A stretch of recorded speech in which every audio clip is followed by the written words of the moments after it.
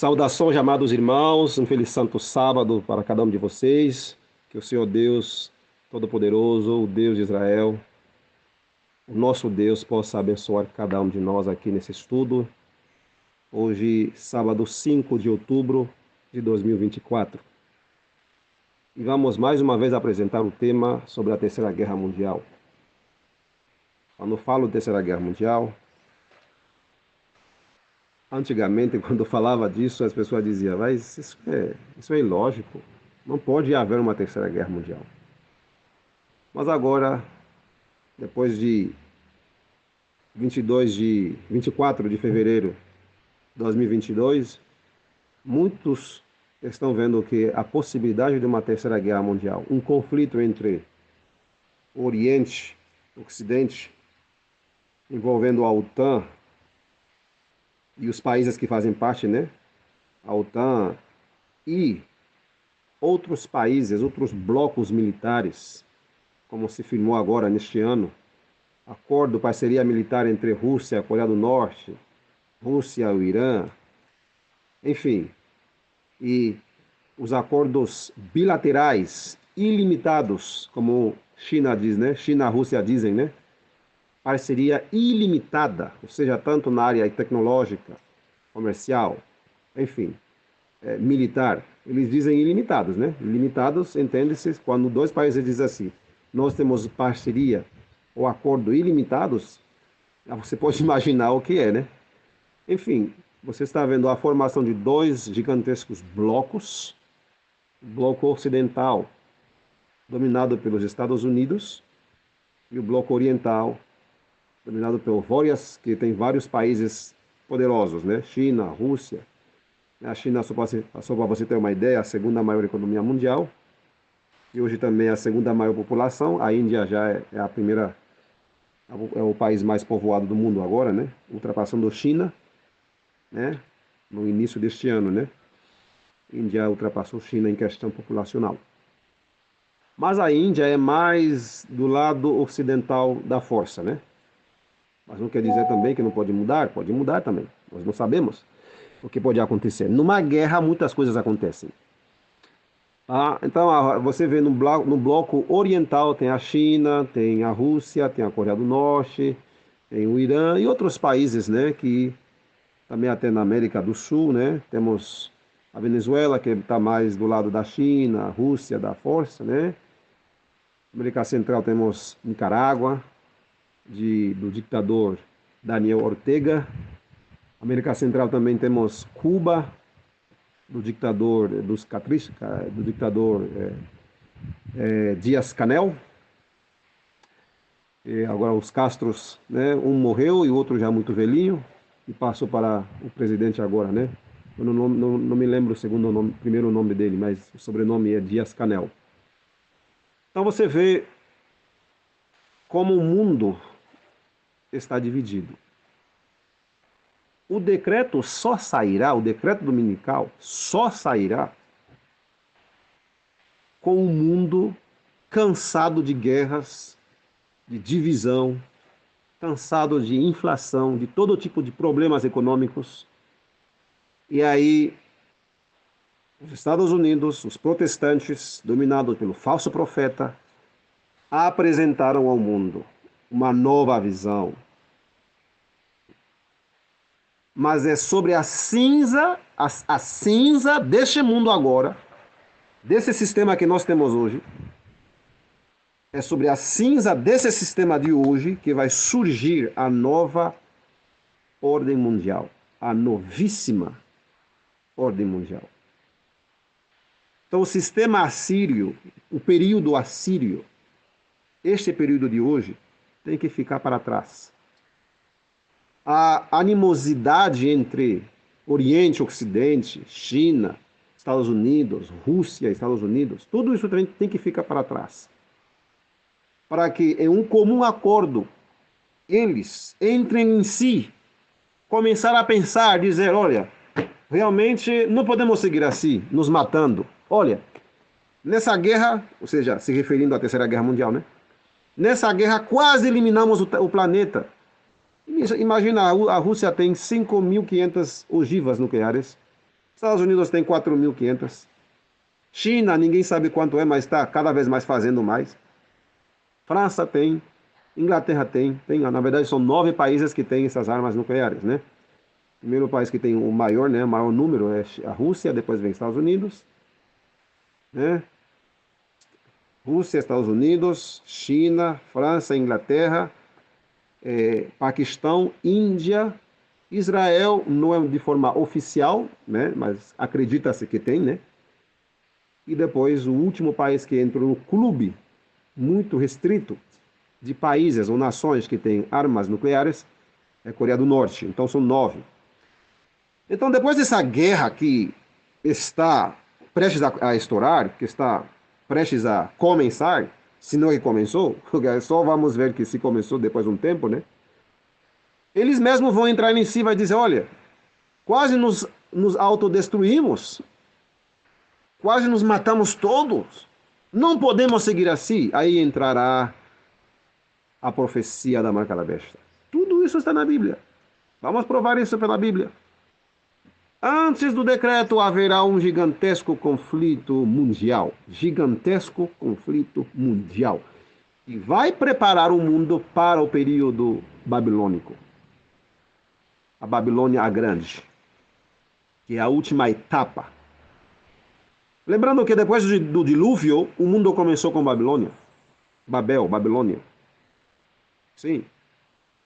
O mundo começou com Nimrod, Torre de Babel, desafiando o Senhor, confusão religiosa, invenção de falsos deuses, invenção do Natal, invenção de Semíramis, enfim, um monte de coisa que invenção da falsa religião, logo depois do Babel. Lembrando, aqueles que estavam na arca eram todos, por assim dizer, cristãos, né? Eram povo de Deus, eram de Jesus. Não é sua família. E Satanás tentou Cão, e através de Cão ele conseguiu continuar a obra satânica que ele fazia antes do dilúvio. Conseguiu acesso através de Cão, e da linhagem de Cão vieram o pessoal lá da Babilônia, a Síria, enfim, Nimrod e toda a apostasia que trouxe Nimrod, Tamuz, Semíramis, enfim, e toda a idolatria. Então o mundo começou com Babilônia, o mundo pós-diluviano, começa com Babilônia e finaliza com Babilônia. Mas no final é a derrota da Babilônia. Igual que foi derrotada no início, será totalmente derrotada agora no final. Totalmente derrotada no final. Deus vai mostrar ao mundo o que é. Ele é o Deus dos deuses, Senhor dos senhores. Ninguém ganha a Deus. Então, mas para entrar nesse período, Babilônia Grande, a mãe das prostituições da terra, dela se origina a falsa religião, dela vem tudo que é prostituição religiosa no mundo, dela, não de Roma em si, não da Igreja Católica em si, porque sabemos que Roma adotou domingo como dia de guarda, mas domingo já era adorado lá, era venerado. Natal, Roma não criou Natal. Na verdade, as religiões pagãs já celebravam o dia do sol, Sol Invictus. Então Roma não é a mãe das prostituições, é a mãe de toda falsa religião que existe no mundo. Roma só adotou porque Roma não criou a falsa religião. Um adventista bem ciente disso aí tem que saber disso, né? Então toda essa falsa religião pós-diluviana começou lá em Babel. O mundo começou em Babel, o mundo pós-diluviano começou ali, com essa falsa religião. E essa mesma teoria não mudaram, na verdade se intensificaram. Está chegando agora no seu ponto máximo, agora na reta final. E o povo de Deus será chamado a sair da Babilônia. Sim, o povo de Deus será chamado a sair da Babilônia. Mas antes de entrar nesse período, precisa-se passar do período assírio e entrar no período babilônico. Igual que aconteceu no passado. O mundo começou com Babilônia, depois declinou Babilônia, entrou em nação Egito, o Império Assírio, e foi na Batalha de Carquemis, que o mundo viu a primeira grande potência mundial, a cabeça de ouro, sendo Nabucodonosor rei da Babilônia, por volta de 600 anos antes de Cristo. Então, em 612, a grande batalha de Carquemes, onde Babilônia derrotou o Império Assírio, selou a derrota, a queda da Síria, e também propiciou, ajudou no surgimento, ou seja, estabeleceu-se Babilônia como império mundial. Isso está na história, meus queridos. Mas o mundo não começou com a Síria, o mundo pós-diluviano. Lembra, quando eu falo aqui desse período da Babilônia, só falo no mundo pós-diluviano, depois do dilúvio. O mundo começou com Babel, não começou com a Síria em si, é Babel que dominava, a Torre de Babel, com a falsa religião, rebelião contra Deus, dizendo, não, vai chover sim, o mundo vai ser engolido pelas águas. E é mais ou menos também a retórica de muitos hoje, né? O Nimrod começar a dizer, não, vai ter chuva, gente, vai ter chuva.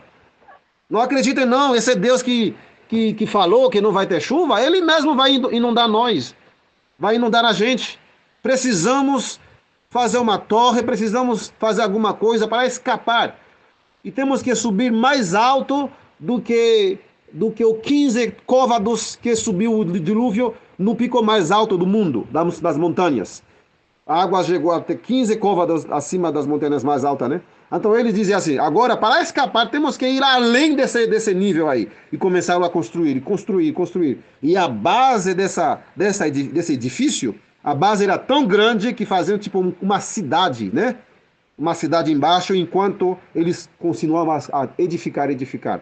Uma real afronta contra Deus, uma rebelião contra Deus, enfim. Assim que começou o mundo pós-diluviano. E hoje está sendo igual, meus queridos. A afronta contra Deus, é apostasia escancarada, é corrupção de todo lado, é crime. Então, do jeito que começou depois do dilúvio, o mundo vai chegar assim nesse patamar. Mas temos que ter fé em Deus, igual que Deus derrotou o plano de Nimrod para estabelecer uma religião universal, né? Subjugar todo mundo. Deus diz assim, esse mesmo plano não vai dar certo. Os 144 mil selados, 144 mil adventistas fiéis, remanescentes, Deus vai usá-lo, vai dizer, olha, dê um alto clamor, tire meu povo dessa Babilônia antitípica, tire meu povo porque eu vou destruir este mundo. Babilônia não vai sair vitoriosa. Não, igual que não saiu vitoriosa no início. Irmãos, não tenha medo. Pois é, como falava, começou com Babilônia, declinou Babilônia, depois vem os assírios. Na verdade, os assírios foram que destruíram as 10 tribos de Israel, né? Com Senaqueribe, né? Você lembra? O Império Assírio. Não é um império universal, mas era um império muito poderoso. Não chegou a ser um império universal, como Babilônia, como Grécia, Roma, não é. Porque Daniel capítulo 2 não fala. Né? O primeiro império universal pós-diluviano é Babilônia, tá? E alcançou esse apogeu, seu clímax, por volta de 600 anos antes de Cristo, com a derrota na Batalha de Carquemes, onde os assírios foram derrotados, e aí Babilônia surgiu como grande potência mundial, tá? Então, começou com Babilônia, declinou-se, depois a Síria, depois a Síria foi derrotada, e ali Babilônia chegou a seu clímax, né? Depois de Babilônia, Medo-Pérsia, Grécia, enfim, tá? Roma, enfim. No Novo Testamento igual, nós temos a Babilônia espiritual do Novo Testamento, que é Roma, né? Uma Babilônia espiritual, certo? Você pode ver na profecia de Zacarias capítulo 6, que nós estudamos aqui neste canal. Estudamos um pouco, né? Então você vê que os cavalos pretos de Zacarias 6 vão rumo à Babilônia. E os cavalos brancos também em direção a eles, né? Seguiram eles. Então você vê, tem uma Babilônia espiritual do Novo Testamento. Começou ali. No Novo Testamento também temos essa Babilônia. Depois declinou com o protestantismo, dando um golpe terrível a esse sistema pagão, apóstata. Mas também, igual no Novo Testamento, também termina com Babilônia. Não quer dizer que o Roma vai surgir, vai tomar a dianteira e fazer a mesma coisa, mas o sistema apóstata que iniciou-se com Roma no Novo Testamento, com o primeiro decreto dominical do Constantino, né? querendo abolir a lei de Deus e perseguindo os cristãos fiéis. Então, esse mesmo espírito de opressão, de perseguição, vai também encontrar seu clímax agora, no tempo da angústia, tal como nunca existiu. Então, você vê como o paralelo bíblico, isso é até assustador, né? Como a Bíblia apresenta as coisas. Ou seja, Deus através da história, mostra o que aconteceu e o que vai acontecer lendo a história do Antigo Testamento. A história se repete assim, sempre. Então, no Novo Testamento igual, temos Roma, e depois Roma, a Babilônia espiritual do Novo Testamento, declinou-se através do golpe da reforma, né? A reforma protestante, mas isso não, só um pouquinho aqui, para silenciar aqui.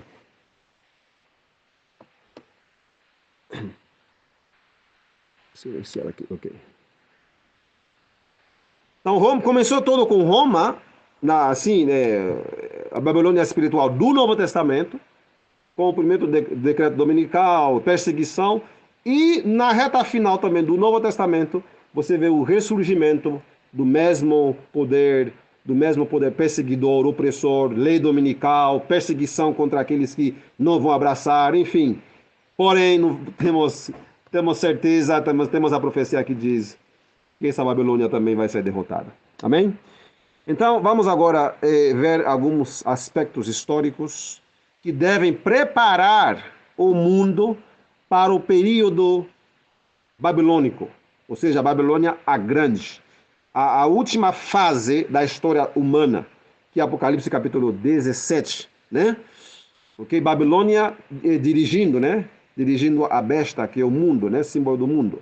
Babilônia liderando, dirigindo a besta escarlate de Apocalipse capítulo 17. Então, antes de entrar ali, vamos ver quais são alguns eventos que devem acontecer agora, nesses últimos dias. E um desses eventos, além de outros que vão acontecer, outros que devem acontecer, temos o mais urgente, que é a Terceira Guerra Mundial e a restauração do reino a Israel e Judá.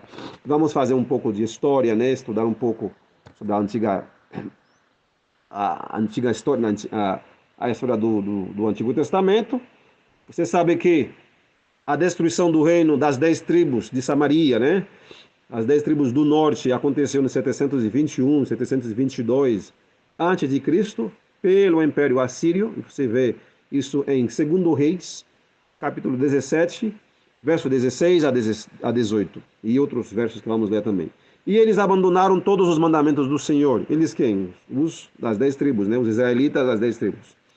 Todos os mandamentos do Senhor, seu Deus, e fizeram para si imagem derretidas, 2 bezerros, e fizeram um bosque, e adoraram todo o exército do céu e serviram a Baal. E eles fizeram com que os seus filhos e as suas filhas passassem pelo fogo, e usaram adivinhação e encantamento, e venderam-se para fazer o mal à vista do Senhor, para provocá-lo à ira.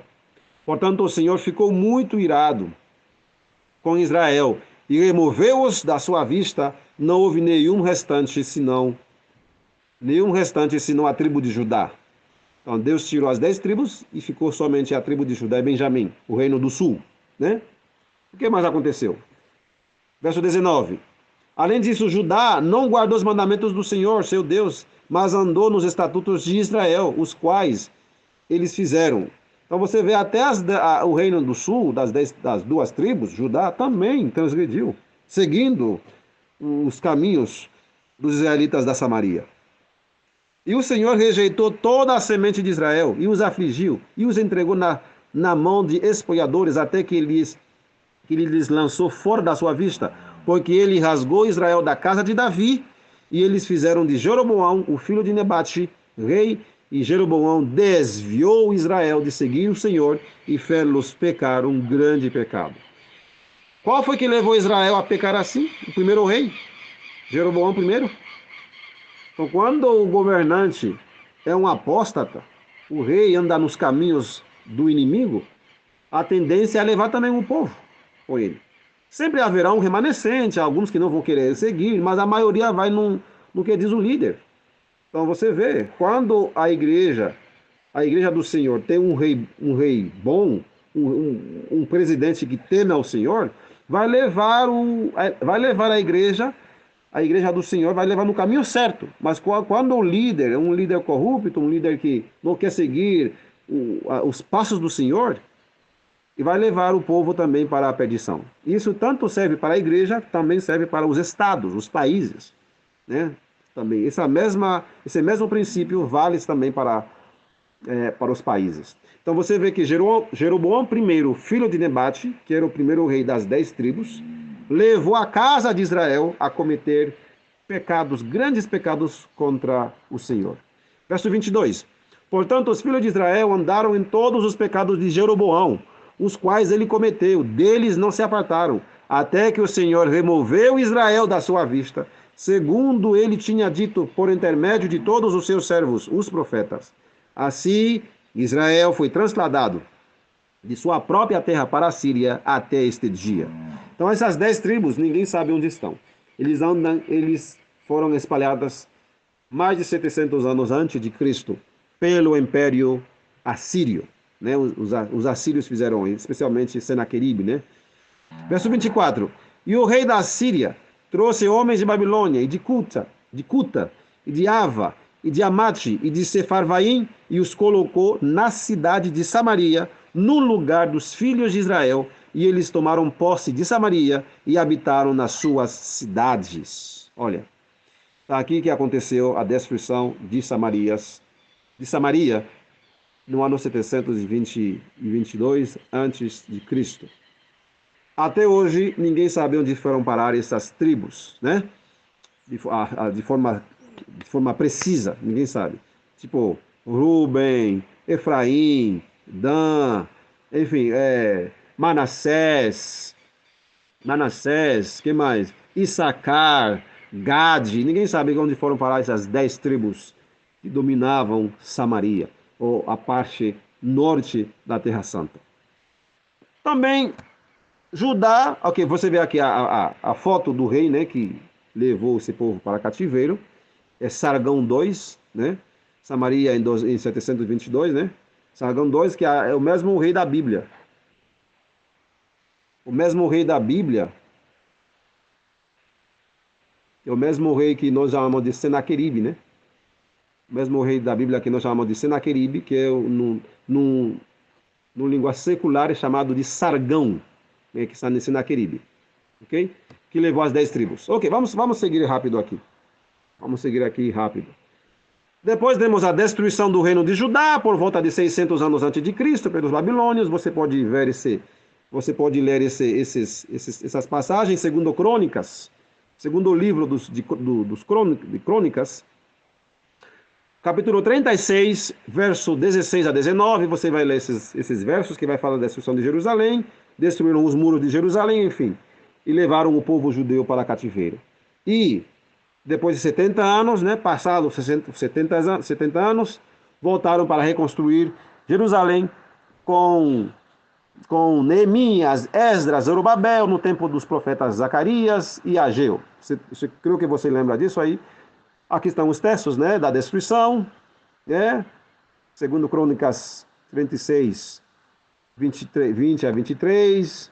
Você pode ver também Jesus profetizou sobre a destruição de Jerusalém em Mateus capítulo 23, 37 e 38, porque ele veio para os seus e os seus não receberam, os judeus, o seu povo naquele tempo. Mas a todos quantos o receberam, a eles deu o poder de se tornarem filhos de Deus, aqueles que creem em seu nome. João 1, verso 11 e 12, e depois no finalzinho do seu ministério, vendo como o povo judeu, vendo todos os sinais, os milagres, que Jesus era o Messias, que ele é ainda o Messias, o nosso Messias, nosso Salvador. Os judeus rejeitaram Jesus. E depois Jesus chorou sobre Jerusalém, dizendo: Jerusalém, Jerusalém, que mata os profetas e apedrejas os que te são enviados. Quantas vezes eu quis ajuntar os teus filhos como a galinha ajunta os seus pintinhos debaixo das suas asas, e tu não o quiseste. Eis que a vossa casa é deixada desolada ou destruída. Certo? Então, claramente vemos como vemos como os judeus rejeitaram Jesus e por causa da rejeição do Messias, Jerusalém ia ser destruída. E o que aconteceu no ano 70. Tá? Tudo isso para você ter um contexto histórico para entender a geopolítica hoje, como que é com relação a Israel. Você tem que entender essas coisas. Então, no ano 70, Roma destruiu Jerusalém e o segundo templo, né? Aquele templo que, no tempo de Esdras, Neemias, né? Os judeus reconstruíram depois da deportação de Babilônia. Ok? Mateus capítulo 24 profetizou sobre a destruição do segundo templo. E quando Jesus saiu do templo, ia saindo do templo, aproximaram-se dele os seus discípulos para lhe mostrarem a estrutura do templo. E Jesus, porém, lhes disse: não vedes tudo isto? Em verdade vos digo que não ficará aqui pedra sobre pedra que não seja derrubada. Exatamente no ano 70, não ficou mesmo pedra sobre pedra. O templo foi derrubado, foi destruído. Jesus também, em Lucas capítulo 21, verso 20 a 24, diz: enquanto vide Jerusalém cercada de exércitos, então sabei que é chegada a sua desolação. Então deixai que os que estiverem na Judeia fugirem para os montes, e deixai os que estiverem no meio dela saíram, e não deixai os que estiverem nos campos entrar nela. Porque estes são dias de vingança, para que tudo o que está escrito seja cumprido.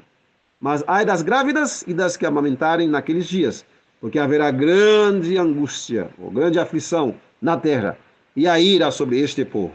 Qual povo? O povo judeu que rejeitou o Messias. Ou seja, os judeus incrédulos. Você tem que lembrar que nenhum cristão morreu na destruição de Jerusalém.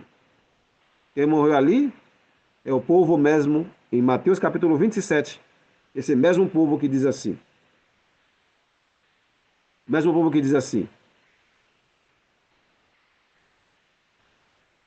Mesmo povo que dizia: cai sobre nós e sobre os nossos filhos. É o mesmo povo que clamava que o seu sangue caia sobre nós e sobre os nossos filhos. Tá? Então, lógico, meus queridos, aqueles que morreram na destruição de Jerusalém eram um povo que mesmo clamava que os juízos de Deus caíssem sobre eles. Né? Então, Lucas capítulo 21, que profetizou sobre a destruição de Jerusalém, Lucas capítulo 21, que profetizou sobre a destruição de Jerusalém, no verso 24 diz: e eles cairão ao fio de espada e serão levados cativos para todas as nações, e Jerusalém será pisada pelos gentios, até que os tempos dos gentios se completem. Então Jerusalém ia ser destruída, os judeus incrédulos que rejeitaram Jesus e que clamaram que o seu sangue caia sobre nós e sobre os nossos filhos. Ou seja, aqueles que rejeitaram o Messias, infelizmente, passaram por esses terríveis acontecimentos, algo que eles mesmos tinham clamado que caísse sobre eles. Eles caíram ao fio de espada e serão levados cativos para todas as nações, e Jerusalém será pisada pelos gentios, como hoje está sendo pisada, até que os tempos dos gentios se completem. Então Jerusalém não seria pisada eternamente pelos gentios? Pelos incrédulos, árabes, judeus, incrédulos também? Até que os tempos deles se completem. Então tem um tempo. Existe um tempo que a profecia bíblica diz. Ellen White, falando desse acontecimento, diz em Profetas e Reis, página 366, diz: Jerusalém foi destruída, o templo foi feito em ruínas, e o sítio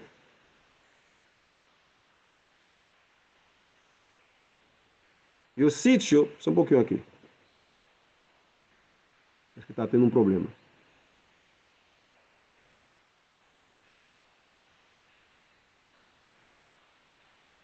Um pouquinho aqui. Então vemos que nessa profecia de Mateus capítulo 23 e Lucas capítulo 21, Jesus profetizando sobre a destruição de Jerusalém, ele vai dizer que Jerusalém foi destruída, o templo foi feito em ruínas, e o sítio onde se erguia foi lavrado como um campo. Os filhos de Judá pereceram pelas mais horríveis formas de morte. Milhões foram vendidos para servirem como escravos em terras pagãs. Profetas e Reis, página 366. E agora, como que fica a profecia da restauração? Como que fica todas as profecias no Antigo Testamento, que Deus ia exaltar seu povo? Como que fica tudo isso? E como explicar Lucas 21, 24? Que Jerusalém seria pisada pelos gentios até que os tempos dos gentios se completem. Como explicar todas essas profecias ainda que não se cumpriram? Ela claramente diz que, através de um bom remanescente de Israel, Deus vai cumprir todas as promessas que ele fez a seu antigo povo. Todas as promessas do concerto. Profetas e Reis, página 22. Através de um bom remanescente, Deus vai cumprir todas as suas promessas. As promessas que ele fez na Bíblia, no Antigo Testamento. Todas elas, todas as promessas do concerto serão cumpridas. Serão cumpridas. Então, nada que está na Bíblia, essas promessas de Deus, nada que está na Bíblia cairá por terra. Tudo que Deus revelou, tudo que Deus profetizou que iria acontecer, vai acontecer à risca. Deus não é um mentiroso que profetiza e depois não faz acontecer. Ele profetiza e faz acontecer, com certeza absoluta. Então, vamos fazer um resumo. No ano 722, o rei Assírio trouxe muitos povos gentílicos que tomaram posse da Samaria, né? A capital do antigo reino das 10 tribos, né? Foi tomada. No ano por volta de 600 anos antes de Cristo, Jerusalém foi destruída pelos babilônios. Depois foi reconstruída depois dos 70 anos. Agora o segundo templo, né? Com Esdras, Neemias, enfim, Zorobabel, os reconstrutores. Depois vai haver um silêncio profético de 400 anos. Depois vem João Batista no deserto começar a pregar arrependimento, batismo. Veio o Messias. Os judeus rejeitaram o Messias na sua maioria, rejeitaram Jesus como o Messias prometido. No ano 70 veio Roma, destruiu a cidade, tá? E Jerusalém passou a ser dominada primeiro pelos romanos, e no início da Idade Média passou a ser dominada pelos muçulmanos, depois passou a ser dominada pelo Império Otomano, Turquia, né? Turquia, pisou Jerusalém, até o início do século passado, até o início do século XX, quando quando a Inglaterra passou a dominar a Terra Santa. Então, depois da Turquia, o Império Britânico dominou a Terra Gloriosa até a criação do Estado de Israel em 1948. Tá? E hoje a Terra Santa é dominada pelos americanos, gentios, tá? Nação gentílica, e judeus incrédulos que estão em constantes conflitos com os árabes, os turcos, os iranianos, enfim, em constante conflito com os palestinos, iranianos, iraquianos, desde a fundação do Estado em 1948. Conflitos e conflitos e conflitos. Não tem paz ali. Não existe paz aí. Não existe paz. Tá? Sempre guerra. Guerra e guerra e guerra e guerra. De um lado para o outro. Tanto do lado dos judeus, sionistas, incrédulos, né, na sua maioria, e também dos árabes também, que não creem em Jesus como um salvador. Você vê iraquianos, iranianos, palestinos, todos lutando contra os judeus ali. É uma confusão. Guerra, bomba, míssil, enfim. E temos os mais recentes episódios agora do Irã disparando os 200 mísseis balísticos contra o Estado de Israel. Enquanto também Israel também está fazendo incursão invasão no Líbano, também guerra em Gaza. Também você vê os Houthis do Iêmen disparando míssil contra Israel. Enfim, é uma confusão ali. Como tudo isso vai terminar? O que diz a Bíblia sobre isso? Aliás, o que diz a história sobre os judeus hoje que ocupam a Terra Santa? O que diz o próprio livro, alguns dos historiadores deles? O que podemos falar? Do que podemos dizer? Será que todos esse povo lá que estão brigando com os palestinos, com os iranianos, iraquianos, né, os árabes, será que todos esses são realmente, todos eles são descendentes de Jacó? Bom, vou deixar aqui os fatos falem por si mesmos. Então, em 1948, um grupo de judeus sionistas askenazes, ou askenazitas, incrédulos. Incrédulos por quê? Não creem no Messias.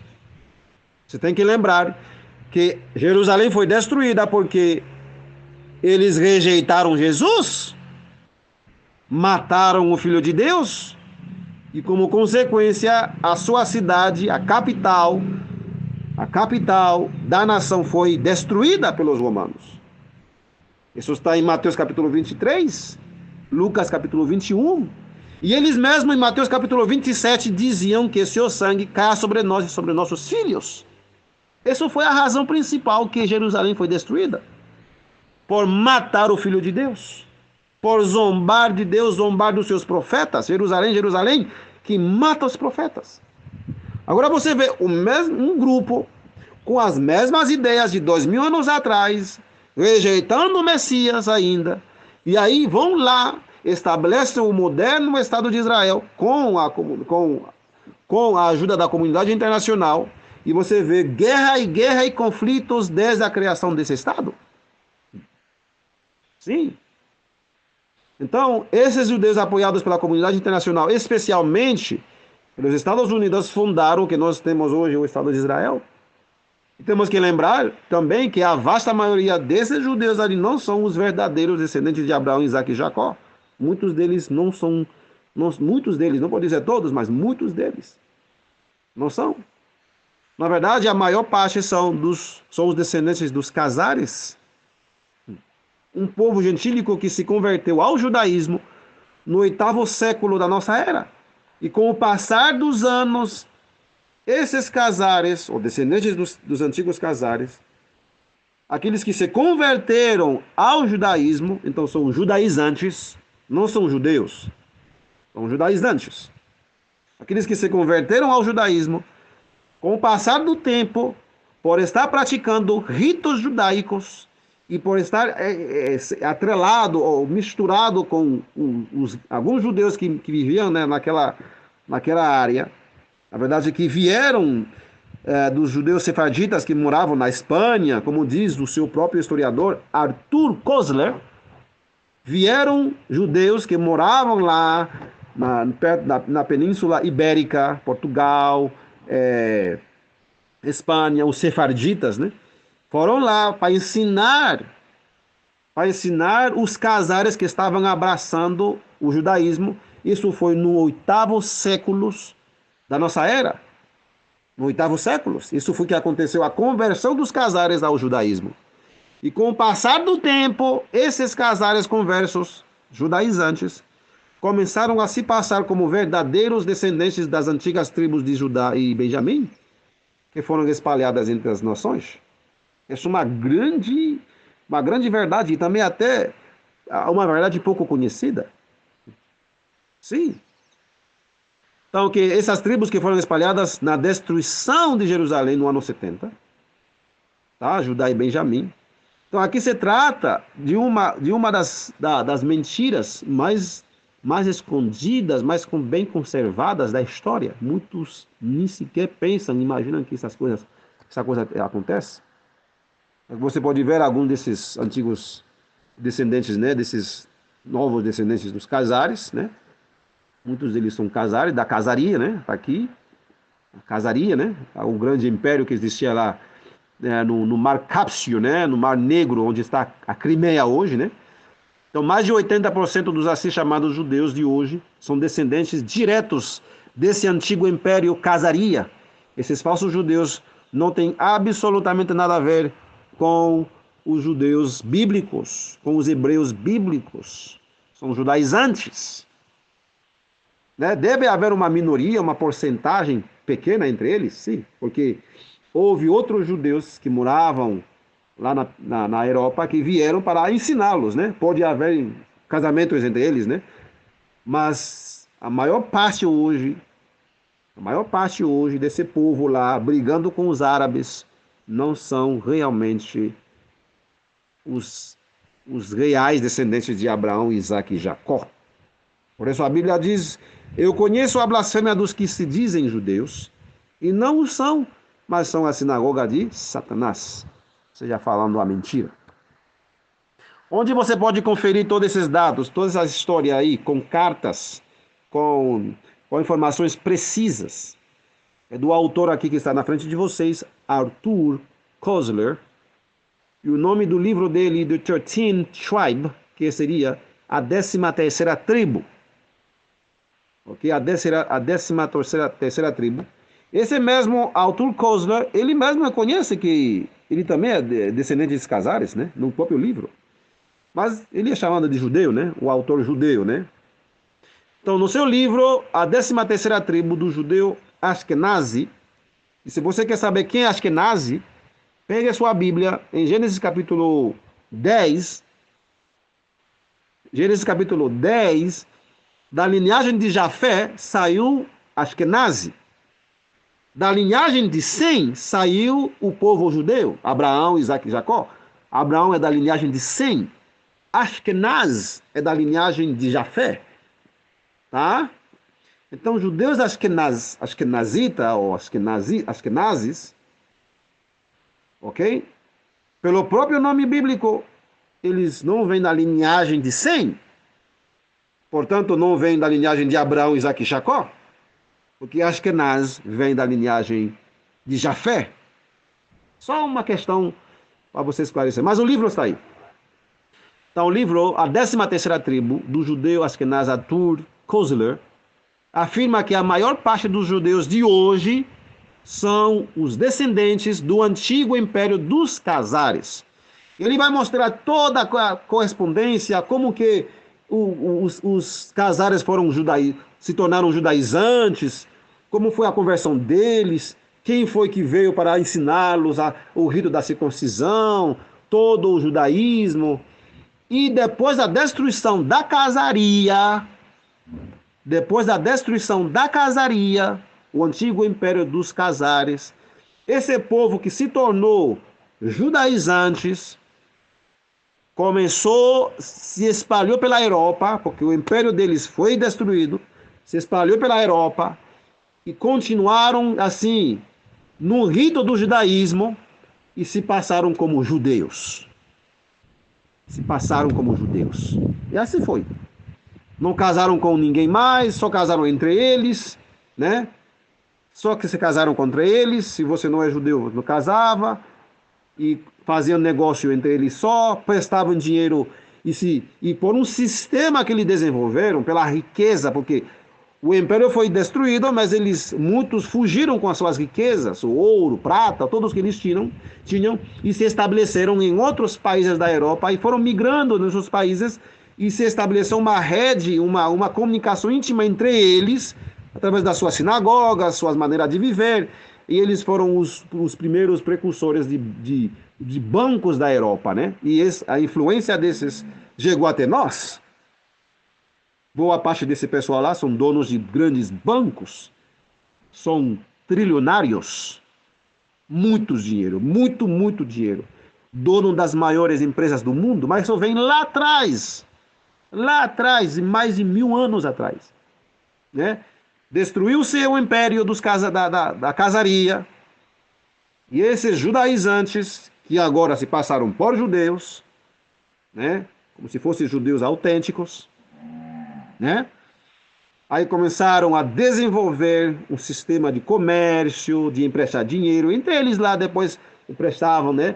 E também o livro que eles usavam muito era o Talmud. O Talmud. Terrível livro.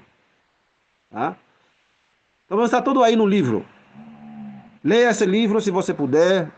Pesquise aí, Arthur Koestler, a 13ª tribo, né? Quem quer ler, né? Para saber. E daí, mas o que diz a Bíblia sobre isso? O que diz a Bíblia, a palavra de Deus sobre isso?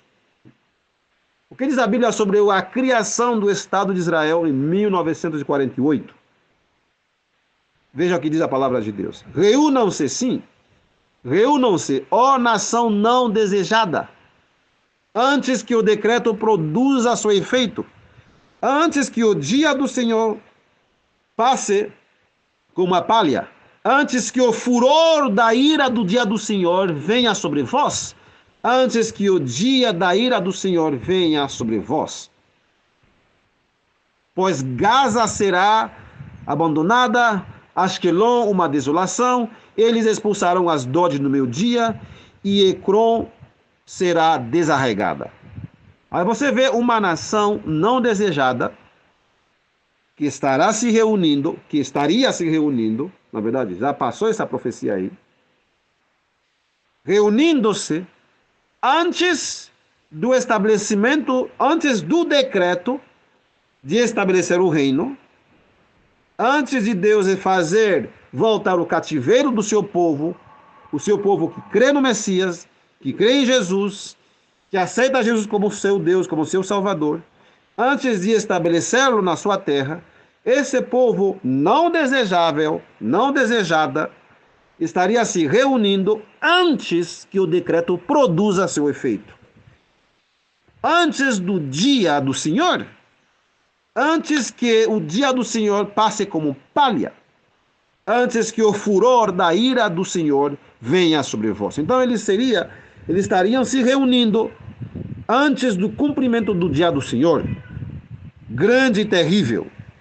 Esse grande e terrível dia do Senhor começará com a purificação da igreja, visitando os alcances na sua amada igreja, terrível juízo sobre os ímpios, e esse mesmo dia vai se alastrar com o juízo sobre a Babilônia, enfim, com as pragas. Mas antes que esse dia aconteça, você vê um povo se reunindo, antes que o decreto de estabelecer o reino entre em efeito, produza seu efeito, haveria uma nação não desejada, não amada, que ia fazer uma contrafação. Porém, Gaza seria abandonada, Asquelon, uma desolação, Asdod, no meu dia, e Ecrom será desarraigada. Todas essas cidades fazem parte lá da Palestina. Inclusive, Gaza está ali sendo destruída. Asquelon, Asdod, Ecrom, todas essas cidades que estão hoje no Estado de Israel. Ai dos habitantes da costa do mar, ou seja, do mar Mediterrâneo, a nação dos quereteus. A palavra do Senhor é contra vós, ó Canaã, terra dos filisteus, e ainda vos destruirei para que não haja habitante. Um terrível dia de vingança, terrível dia de juízo, onde Deus vai derramar o seu juízo sobre os impenitentes e os incrédulos. Qual seria essa nação? Ó nação não desejada, quem seria? Bom, a própria nação, que em Mateus capítulo 27, que clamava que o seu sangue caia sobre nós e sobre os nossos filhos, essa mesma nação, na rebelião contra Jesus ainda, se estabelece ali e não tem paz até hoje. Em 1 Tessalonicenses capítulo 2, verso 14 a 16 diz: porque vós, irmãos, haveis sido feitos seguidores das igrejas de Deus na Judeia, que na Judeia estão em Cristo Jesus. Portanto, também sofreste de vossos próprios concidadãos o mesmo que os judeus lhes fizeram. Então, na Judeia, os judeus perseguiam quem? Os cristãos ali. Os quais, quem são esses quais? Os judeus. Também mataram o Senhor Jesus e os seus próprios profetas, e nos têm perseguido, e não agradam a Deus, e são contrários a todos os homens. São contrários a todos os homens. Por isso essa guerra. Por isso essa terrível perseguição que eles mesmos passaram durante séculos. Contrários. E nos impedem de falar aos gentios para que possam ser salvos, a fim de encherem sempre a medida dos seus pecados. Mas a ira de Deus caiu sobre eles até o fim. Então, até o fim, aqueles que não se arrependeram dos judeus ou dos judaizantes, até os próprios judaizantes, porque imagina, aqueles que no 8º século da nossa era, que abraçaram o judaísmo em vez de abraçar o cristianismo, para perpetuar essa mentira que Jesus não é o Messias, para continuar na cegueira dos judeus, eles vão partilhar a mesma ira. Porque estão fazendo a mesma coisa que os judeus fizeram contra Jesus. Então, tanto aqueles que são de sangue mesmo, e aqueles judaizantes que não são de Israel, não são de Jacó, mas eles são judaizantes, abraçando o Talmud, enfim, essas práticas, né? E rejeitando o Messias. Então, a ira do Senhor caiu sobre eles também até o fim. Não somente no tempo de Paulo, mas também até o fim, como Paulo profetizou aí em 1 Tessalonicenses capítulo 2, verso 14 a 16. Então, essa nação que se reuniu em 1948, antes que o decreto do estabelecimento do reino entre em efeito, essa nação vai experimentar uma das piores derrotas agora na Terceira Guerra Mundial.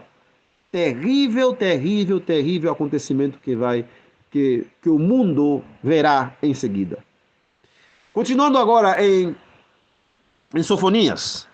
Agora vamos a Sofonias capítulo 2, verso 3, 6 e 7.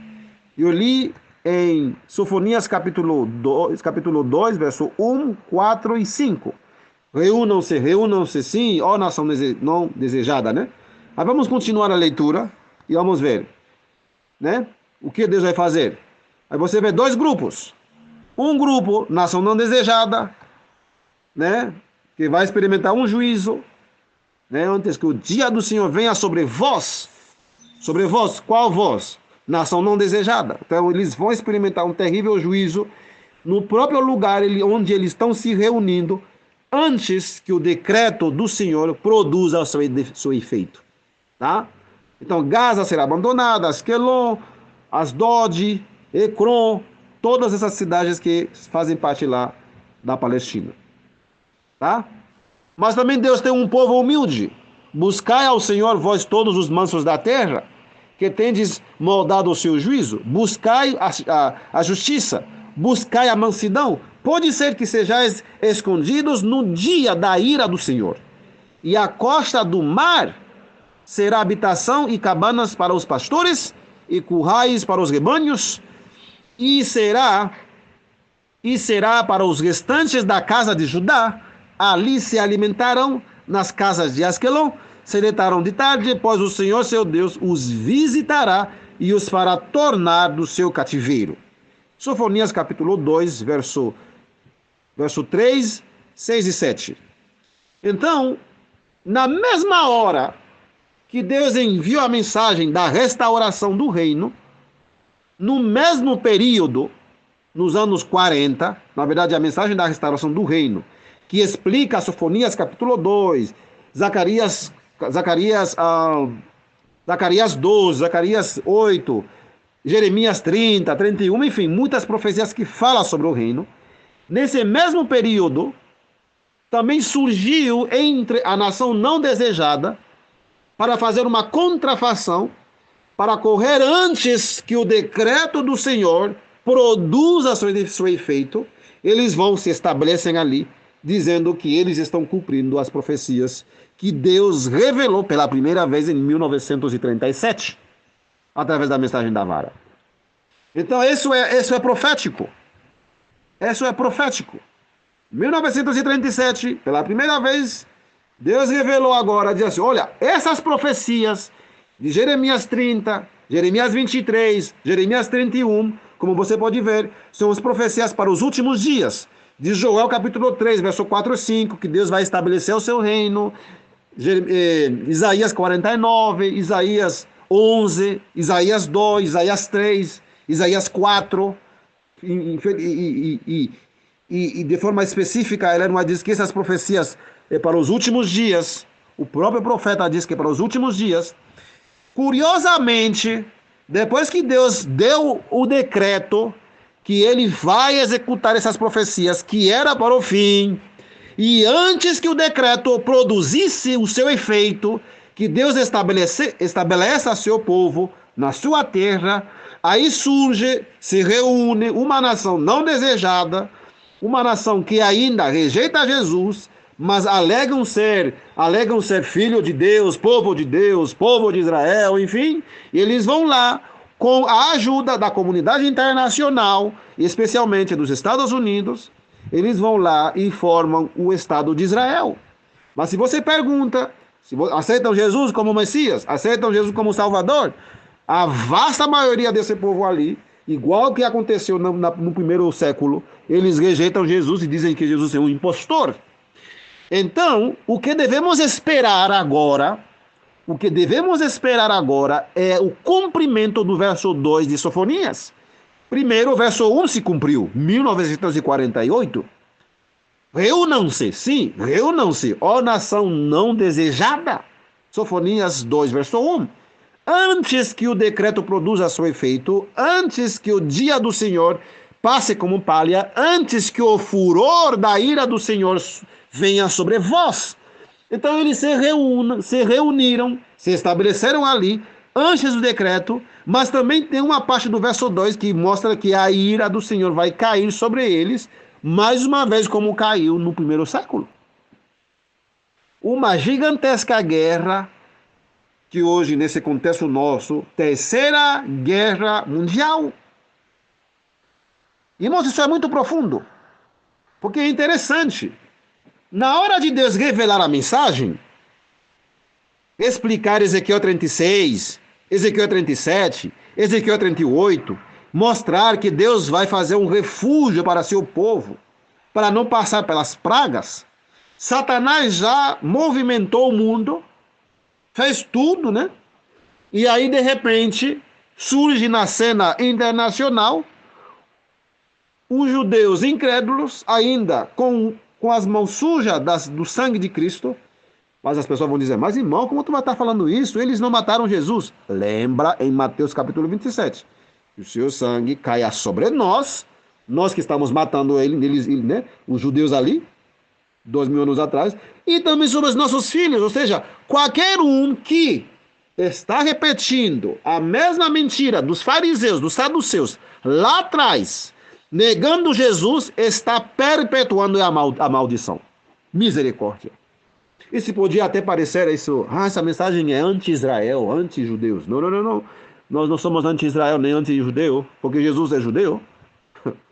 E nós cremos no estabelecimento do reino de Judá. O Judá verdadeiro. O Judá verdadeiro. Com certeza absoluta. Então não somos antissemitas.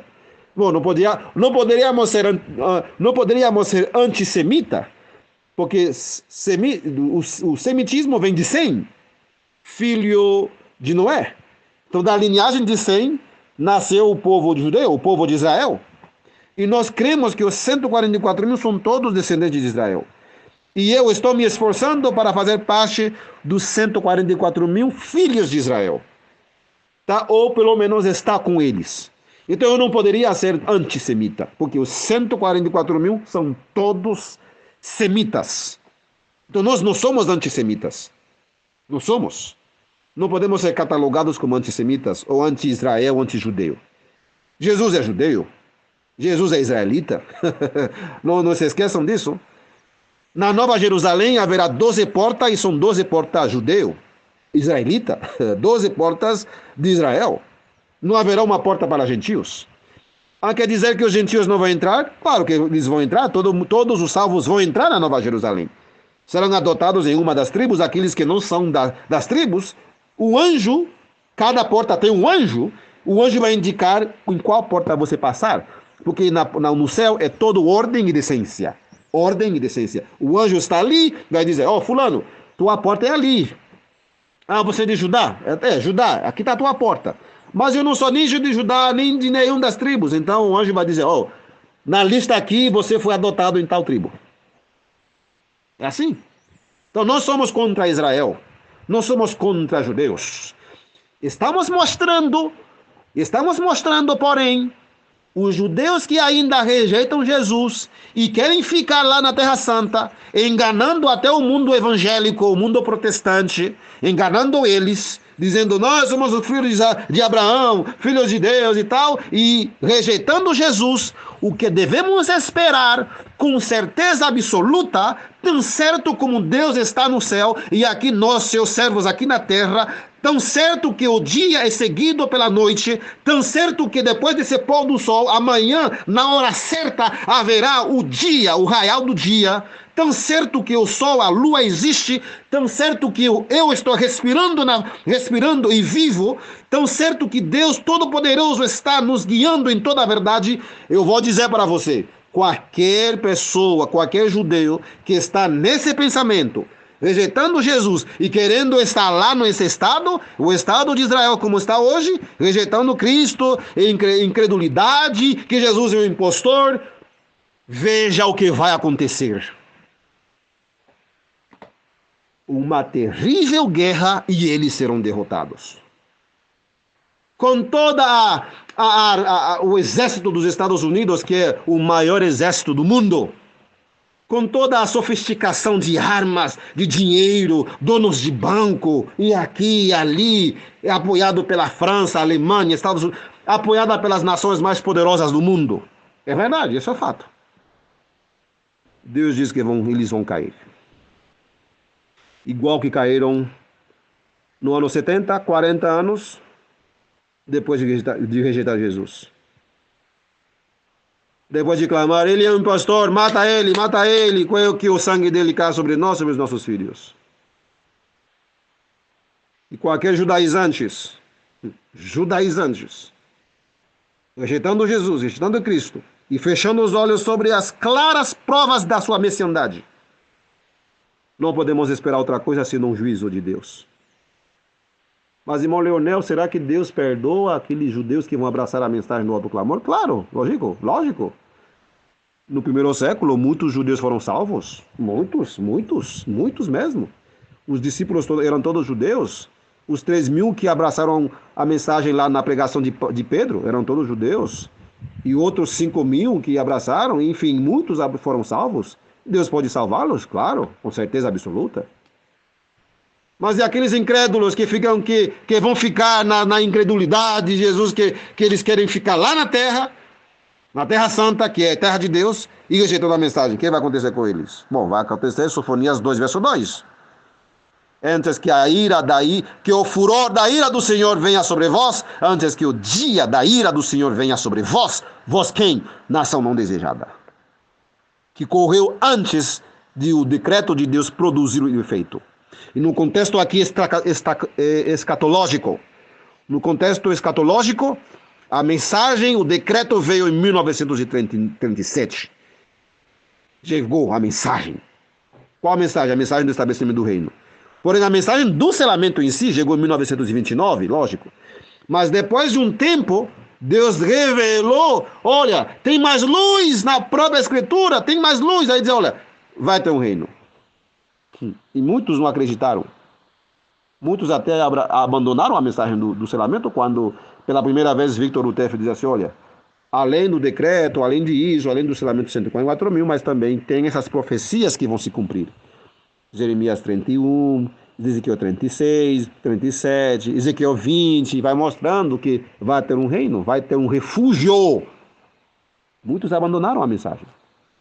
Outros se alegraram. Então o decreto assim, a mensagem do reino em si, não do selamento em si, porque não são duas mensagens, é a mesma mensagem em várias facetas, né? A luz vai progredindo, né? A luz vai progredindo, mas a mensagem do reino veio no final do ano 1937, quando Deus diz que vai estabelecer seu povo novamente na sua terra. Não para passar 1000 anos, mas um refúgio, um lugar onde vai proteger tanto os judeus como árabes, todo mundo que crê em Jesus, que crê no Messias, aqueles que vão abraçar a lei dominical, os 144 mil, a grande multidão, Deus vai protegê-los lá até o tempo das pragas passar, e Jesus voltará e nos levará para o céu, 1000 anos no céu, e depois uma eternidade infinda aqui na nova terra. Quando essa mensagem do reino chegou, muitos ficaram tristes, abandonaram, e outros ficaram muito felizes, muito alegres de ter ouvido essas coisas que já estavam na Bíblia. Então, Victor Utef não inventou nada. Estava na Bíblia. Sofonias capítulo 2, verso 8 diz assim: Eu ouvi a repreensão de Moabe e as injúrias dos filhos de Amon, com que repreenderam o meu povo e se engrandeceram sobre o seu território. Ok, Moabe e Amon hoje são os da Cisjordânia, do reino da Jordânia. A capital deles tem o mesmo nome, Amã, capital da Jordânia. Tá? Então são eles ainda que estão lá. Tá bom? Então você vê que também esses árabes incrédulos serão visitados. Só não somente os judeus incrédulos, mas também os árabes que não creem no Messias como Salvador, como o único Salvador, no Maomé. Não é Maomé, não foi Maomé, nunca foi Maomé. Aqueles incrédulos árabes também vão ser visitados pelo juízo do Senhor naquele grande dia. Aqueles que vão querer fazer guerra contra o estabelecimento do reino, todos esses árabes também vão ser eliminados. Infelizmente, vão ser eliminados na terra. Então ficou muito claro com a profecia de Sofonias que tantos os judeus sionistas incrédulos que ocupam ilegalmente a Terra Santa, porque você tem que lembrar, foram tirados lá porque rejeitaram o dono da terra. Rejeitaram Jesus, o Messias, o próprio Messias deles. Então aqueles que hoje votaram por conta própria, antes do decreto produzir o seu efeito, e continuando rejeitando, infelizmente, essas pessoas vão ser visitadas pelo juízo de Deus. Então também você vê que os muçulmanos que estão ali também, que não querem se arrepender, serão também desarraigados ou visitados pelo juízo de Deus. E os únicos que ficarão são aqueles que abraçarem a mensagem do selamento, a mensagem do reino, que os 144 mil vão pregar. Nenhum incrédulo subsistirá naquele grande dia. Nenhum incrédulo. Seja árabe, seja turco, seja iraniano, iraquiano, seja judeu, se você não crê, se você não abraça a mensagem de Deus, diz assim, olha, a mensagem é esta, você crê? Ah, não, eu creio no Maomé. Ah, eu creio no tal. Ah, Jesus é um impostor. Infelizmente, juízos do Senhor vão cair sobre essas pessoas. Sofonias 2, verso 9 diz, portanto, como vivo eu, diz o Senhor dos exércitos, o Deus de Israel. Quem está falando? O Deus de Israel. Então a mensagem do reino nunca pode ser taxada de antissemitismo. Porque nós exaltamos o Deus de Israel, o verdadeiro Israel. O verdadeiro Israel, o Israel histórico, as 12 tribos de Israel, reais, espalhadas entre as nações, nos 4 cantos da terra. E além disso, Israel de Deus que crê no Messias, que crê em Jesus, que aceita Jesus como único Salvador, como o seu Deus, como o seu Redentor, o Redentor de Israel, o Santo de Israel. É assim que é chamado Jesus, o Santo de Israel. Oh, aleluia! Sim, nós cremos no Deus de Israel porque nós somos israelitas espirituais. Nós cremos, somos israelitas modernos desses últimos dias. Nós somos candidatos aos 144 mil israelitas descendentes das 12 tribos, que muitos dizem que foram extintas, não existem mais. Gente, isso é só bobagem. Isso é só mentira de Satanás. Tiago diz que as 12 tribos estão espalhadas. Sim. Portanto, como eu vivo, diz o Senhor dos Exércitos, o Deus de Israel, certamente Moabe será como Sodoma, e os filhos de Amon como Gomorra, campo de urtigas e poços de sal, e desolação perpétua. O restante do meu povo os arruinará, e o remanescente do meu povo os possuirá. Sofonias 2, verso 9. Então, esse remanescente do seu povo é o mesmo que encontramos em Romanos capítulo 9, verso 27 e 29. O remanescente do seu povo que vai possuir os termos, né? O território onde está a Cisjordânia, os árabes da Cisjordânia ali, aqueles que ainda não creem em Jesus na sua maioria, o remanescente do seu povo Israel, o Israel verdadeiro, que crê no Messias, o Israel que Deus está selando agora com a mensagem poderosa do selamento, esse remanescente do seu povo são aqueles que Deus vai usar para finalizar a sua obra. Enquanto Moabe e Amon serão como Sodoma e Gomorra, ou seja, deixarão de existir, o cativeiro do seu povo de Israel chega a seu fim, e eles possuirão todas as nações em redor. Não pode ser mais claro do que isso, meus queridos, é verdade. Então, o próprio do Senhor dos Exércitos falou isso. E você tem que lembrar que a palavra sal que existe ali, diz assim, poço de sal, refere-se à mulher de Ló, visto que Amon, Moabe e Amon são descendentes de Ló, porque as filhas de Ló deitaram com seu pai e tiveram Amon, Moabe e Amon. Então, a avó de Moabe e Amon se perdeu, se transformou em estátua de sal. Ou seja, a mãe da mãe deles, que é a avó deles, né? Então, se tornou uma estátua de sal, ela se perdeu. Então, os árabes hoje, da Cisjordânia, e os árabes em redor, descendentes de Amon, de Moabe, que hoje estão morando ali, e a capital mesmo da terra deles, eles sabem que são descendentes de Amon. A capital dele é Amon. Então, eles sabem. Mas na maioria dos casos, eles rejeitam o cristianismo como religião verdadeira. Rejeitam Jesus como Salvador. E boa parte deles, no estabelecimento do reino, em vez de vir abraçar a mensagem e fazer parte dos 144 mil e o estabelecimento do reino, boa parte deles, na sua maioria, não vou dizer todos, vão querer rejeitar, igual quando Moisés queria passar lá com os filhos de Israel.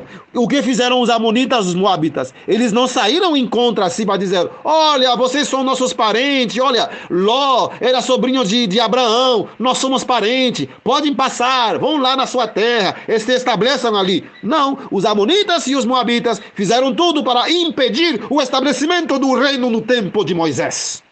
Agora, nos últimos dias, eles vão repetir o que seus antepassados fizeram. Infelizmente, serão desarraigados, perdidos. Serão como Sodoma e Gomorra.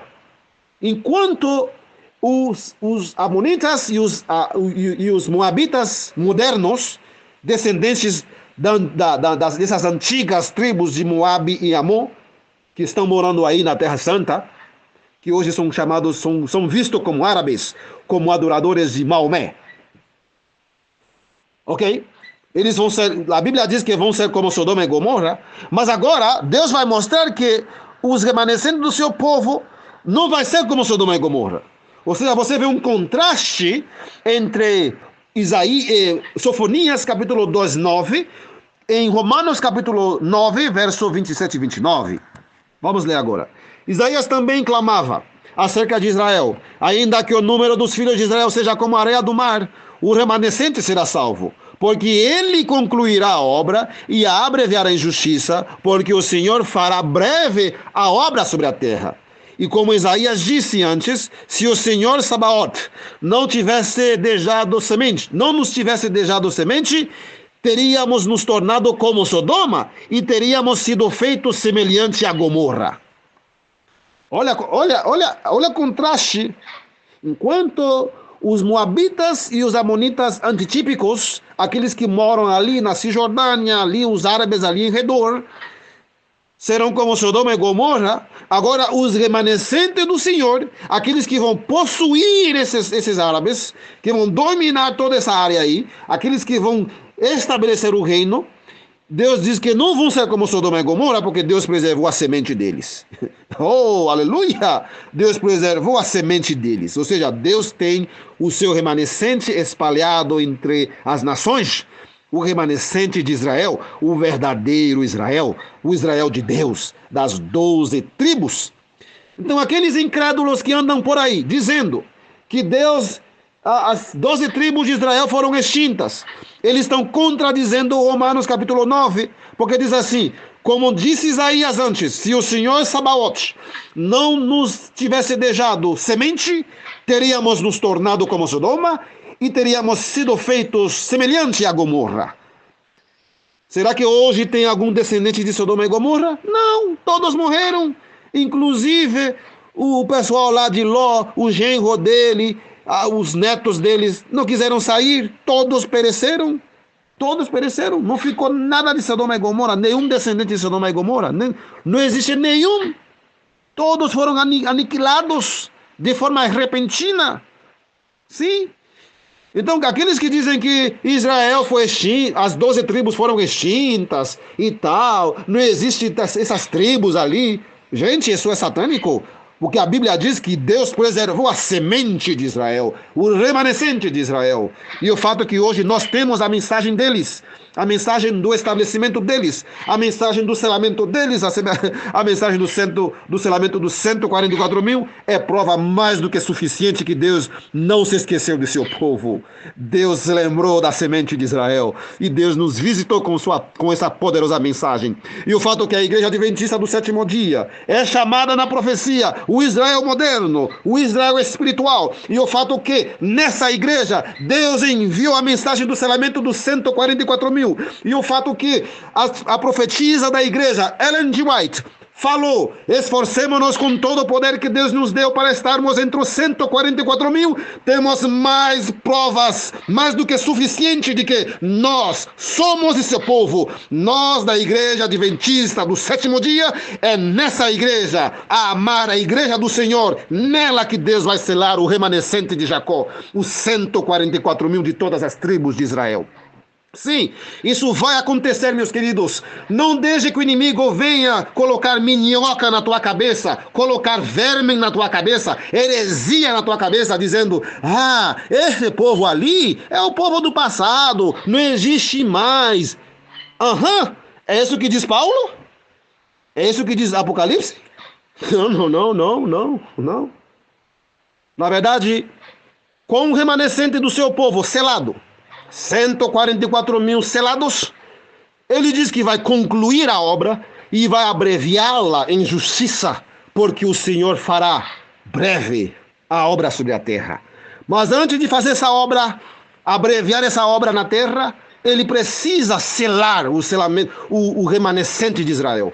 Ele precisa tirar os árabes incrédulos, os moabitas e os amonitas. Ele precisa tirar também os judeus incrédulos que antes do decreto, em 1948, antes que o decreto de Deus de estabelecer seu povo lá para receber a grande multidão, eles foram lá antes do decreto e se estabeleceram lá fazendo uma contrafação da profecia.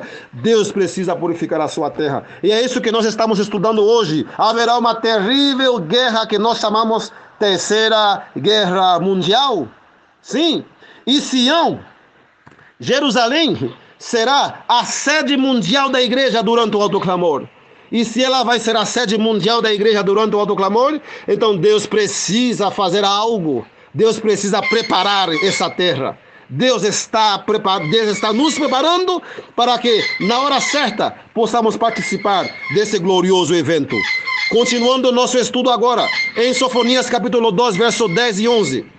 Sofonias capítulo 2, verso 10 e 11 diz assim: isso terão por seu orgulho, porque repreenderam e se engrandeceram contra o povo do Senhor dos Exércitos. O Senhor será terrível para eles, pois emagrecerá todos os deuses da terra, e os homens virão adorá-lo. Amém? Olha só, os homens virão adorá-lo, cada um desde o seu lugar, até mesmo de todas as ilhas dos pagãos. Amém? Eles virão adorá-lo onde? Em Sião. É isso que quis dizer Isaías 66, verso 20. E eles trairão todos os vossos irmãos para uma oferta ao Senhor, proveniente de todas as nações, sobre cavalos, em carruagens e em liteiras, e sobre mulas e sobre dromedários, para o meu santo monte, Jerusalém. Diz o Senhor, como os filhos de Israel trazem uma oferta em um vaso limpo à casa do Senhor.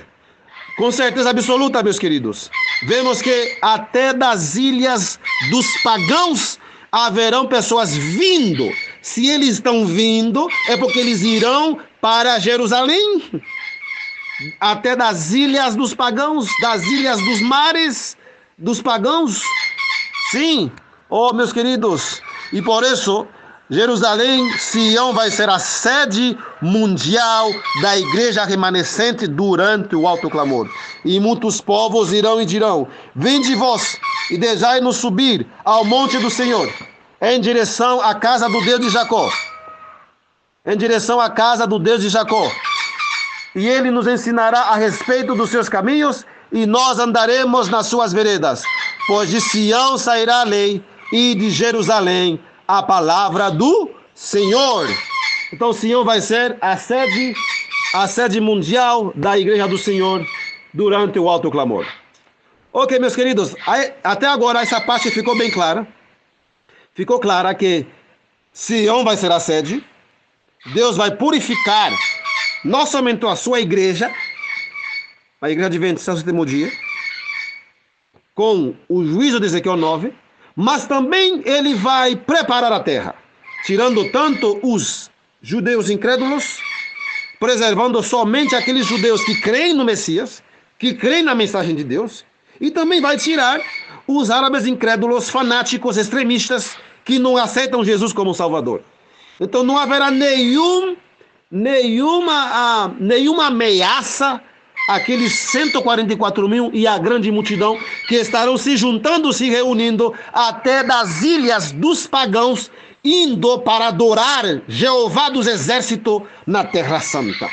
Não haverá nenhuma ameaça, nenhum pagão, nenhuma língua enganosa, nenhum judeu incrédulo desprezando Jesus, nenhum árabe incrédulo desprezando Jesus, nenhum persa, os iranianos são persas, né? São persas. Nenhum persa incrédulo ameaçando de invadir o nosso reino com míssil balístico, porque Deus estará no meio do seu povo e a sua glória vai ser nossa defesa, como diz Isaías capítulo 4, né? E sobre todos a glória será uma defesa. Sim, Deus vai proteger o seu povo. Agora, como que Jerusalém vai chegar a ser? Olha a pergunta bem interessante agora. Como que Jerusalém se tornará a sede mundial da igreja? Bom, você tem que lembrar que no início foi assim. No início do cristianismo, o quartel-general da igreja era em Jerusalém. Sim, os irmãos ali, os apóstolos, a força mesmo, a cúpula estava em Jerusalém. Você pode ver isso em Romanos, em Atos, né? As cartas que os grandes líderes enviaram lá para Paulo, enfim. Então, o quartel-general, a sede mundial da igreja primitiva, não era em Roma, não, ou em Paris, ou em outros países árabes, ou em Galácia, ou Efésios, deixa eu ver, Tessalônica. Não. A sede mundial estava em Jerusalém. Sim, no início. Então, como que vai acontecer agora, visto que temos essas situações tão terríveis? O que deve acontecer? O que deve acontecer agora? Só um pouquinho, meus queridos, só um pouquinho.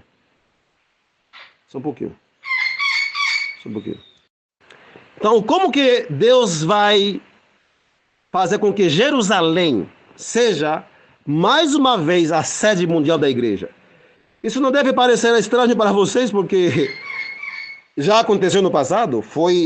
Jerusalém foi a sede mundial da igreja primitiva. Né? Já foi. Até Paulo pegava oferta dos irmãos de todas as partes para levar lá para os irmãos lá, os líderes na cúpula que estava lá em Jerusalém. Certo? Então como que vai ser? Já que Isaías 2 diz que de Sião sai a lei e de Jerusalém a palavra do Senhor.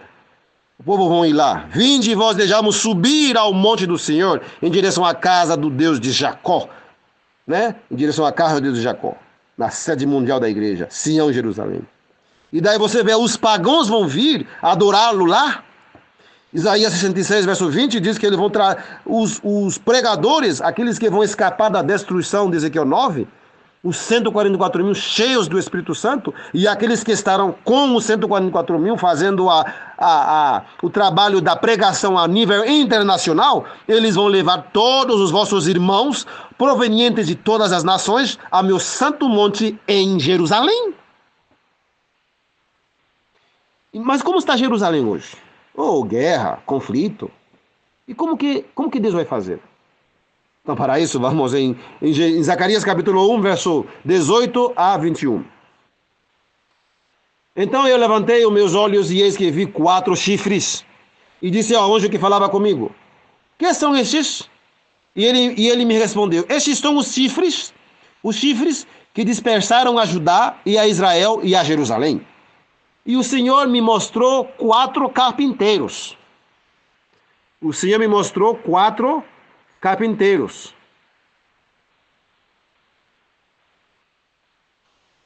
Então eu disse: que vem estes fazer? Ele me falou, dizendo: estes são os chifres que dispersaram Judá, de modo que nenhum homem ergueu a sua cabeça.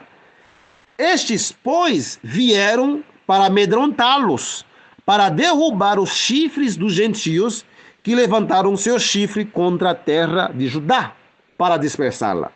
Então aqui você vê primeiro 4 chifres, que simbolizam as nações que dispersaram Judá. E em seguida, na mesma visão, o profeta viu 4 carpinteiros. E esses carpinteiros também vieram como chifres para amedrontar ou botar medo naqueles que estão administrando a Terra Santa. 4 chifres que dispersaram, e depois 4 carpinteiros que também são chifres. E depois o Senhor me mostrou 4 carpinteiros. Então eu disse: que vem estes fazer? Estes quem? Os carpinteiros. E ele me falou, dizendo: estes são os chifres que dispersaram Judá, de modo que nenhum homem ergue sua cabeça. Estes, pois, quais são estes? Os carpinteiros, pois vieram para amedrontá-los, para derrubar os chifres dos gentios. Uau! Então, os chifres que hoje dominam a Terra Santa, os chifres dos gentios, que está em Lucas capítulo 21, verso 24, Jerusalém será entregue aos gentios, será pisada pelos gentios, até que os tempos dos gentios se completem. Então, hoje estamos na fase do chifre dos gentios, dominando Jerusalém. Dominando Jerusalém. Logo, logo vamos entrar na fase de 4 carpinteiros que vêm, o carpinteiro vem para construir, eles vêm para construir, e ao mesmo tempo, eles vão amedrontar, vão botar medo nos chifres que agora estão dominando, os chifres dos gentios que estão dominando Jerusalém para derrubá-lo. E o fato que eles vão derrubar esses chifres, você vê no capítulo 14 do mesmo profeta, Zacarias capítulo 14, vai provar que esses chifres, sim, vão vir para amedrontá-los, para derrubar os chifres dos gentios que levantaram seu chifre contra a terra de Judá para dispersá-lo. Então são 2 grupos de nações. Um que está dominando e outro 4 que vão vir para amedrontar os que dominam, vão derrubá-los, e assim a terra santa entrará num gigantesco conflito entre chifres e carpinteiros chifres. É isso que diz Zacarias capítulo 14, veja. Eis 14, verso 1 a 3. Eis que o dia do Senhor vem, e os teus despojos serão divididos no meio de ti, pois ajuntarei todas as nações contra Jerusalém para a batalha, e a cidade será tomada, e as casas saqueadas, e as mulheres violentadas, e a metade da cidade será levada para cativeiro, e o restante do povo não será tirado da cidade. Então o Senhor sairá e lutará contra aquelas nações como ele lutou no dia da batalha. Aqui você vê uma guerra envolvendo todas as nações, e essa guerra é contra Jerusalém. Essa guerra é contra Jerusalém. E Jerusalém será tomada. As casas saqueadas, mulheres violentadas, metade da cidade vai ser levada para cativeiro. Então, se Jerusalém será tomada, então aquelas nações que vão atacar Jerusalém vão ganhar a guerra. Então, essas nações simbolizam aqueles carpinteiros chifres que vêm para amedrontar aqueles chifres que hoje dominam a Terra Santa. Não somente que vão amedrontar, mas também vai haver uma gigantesca guerra entre esses dois grupos, e os que hoje dão segurança militar, segurança tecnológico, militar, armamentístico, econômico, aqueles que dão segurança militar para o Estado de Israel, eles vão perder. E essa guerra não aconteceu na Idade Média, tá? Não aconteceu na destruição de Jerusalém, porque na destruição de Jerusalém foi Roma. Não aconteceu muito menos no tempo do profeta Zacarias. Essa guerra, onde Deus vai juntar todas as nações para uma batalha contra Jerusalém, deve acontecer agora, nesses últimos dias. E você vê já os prenúncios, os sinais, os indícios que essa guerra está prestes a estourar, se não é que já está estourando. Mas vamos ver os próximos capítulos. Talvez nós, como povo de Deus, não estamos prontos para entrar nessa fase. E por isso Deus está retendo esse conflito.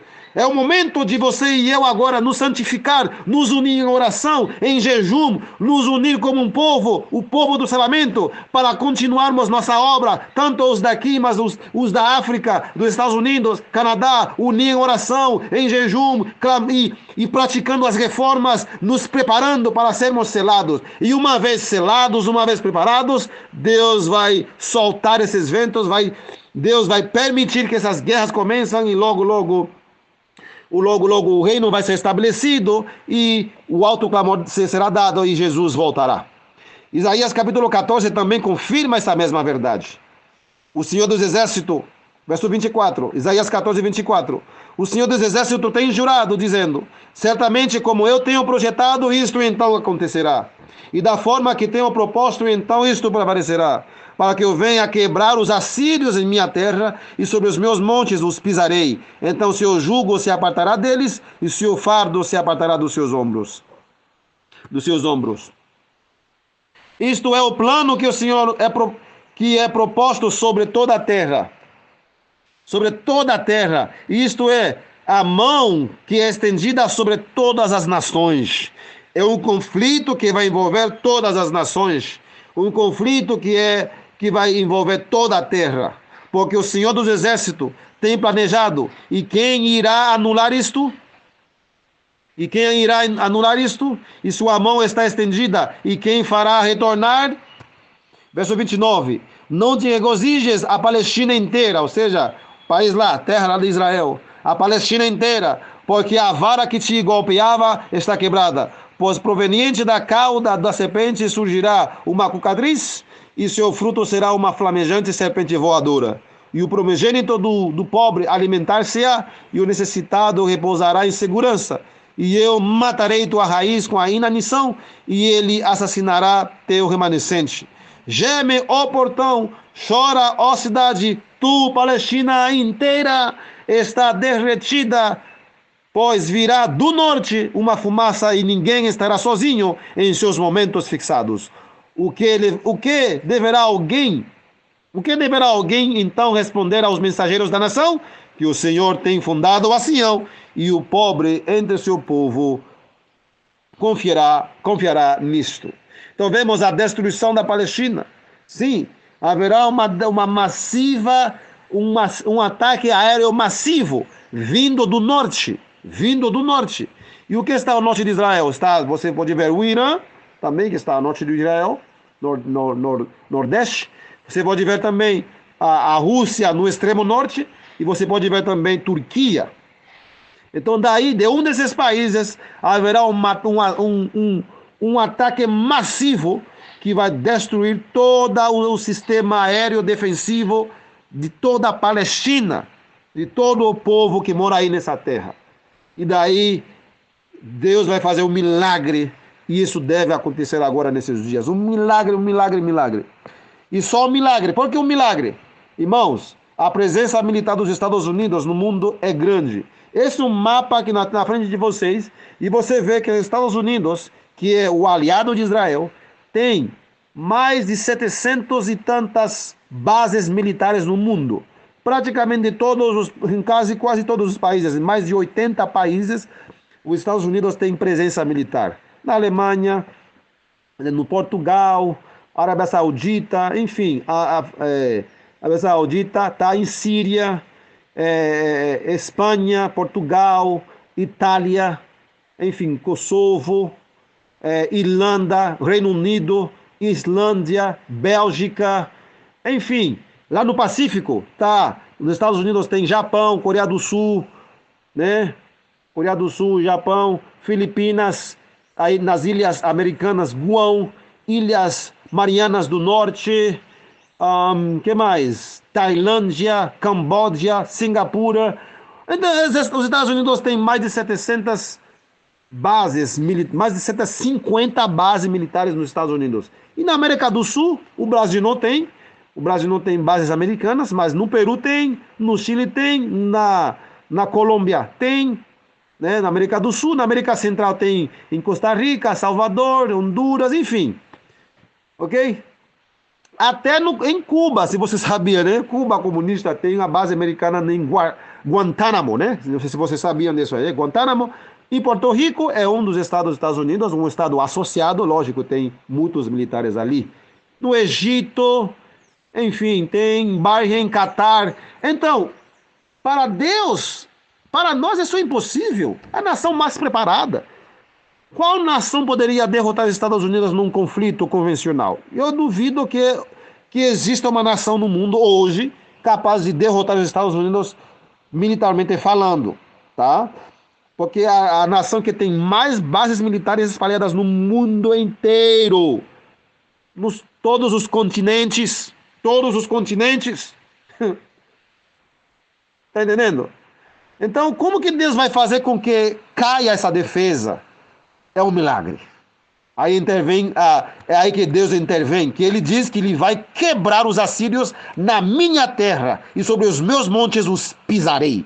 Então as nações que vão ganhar essa guerra, não é porque eles são mais poderosas do que os Estados Unidos, é porque Deus vai intervir. Não porque China, Rússia tem mais meios financeiros, militares do que os Estados Unidos para ganhar essa batalha.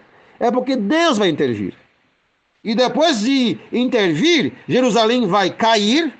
Sim, Jerusalém vai cair.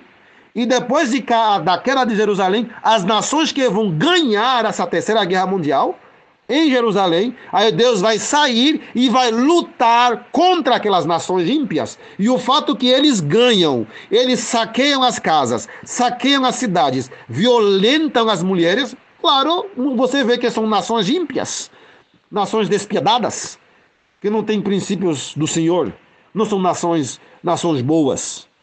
Eles vão fazer horrores. Você lembra o que os terroristas do Hamas fez no dia 7 de outubro?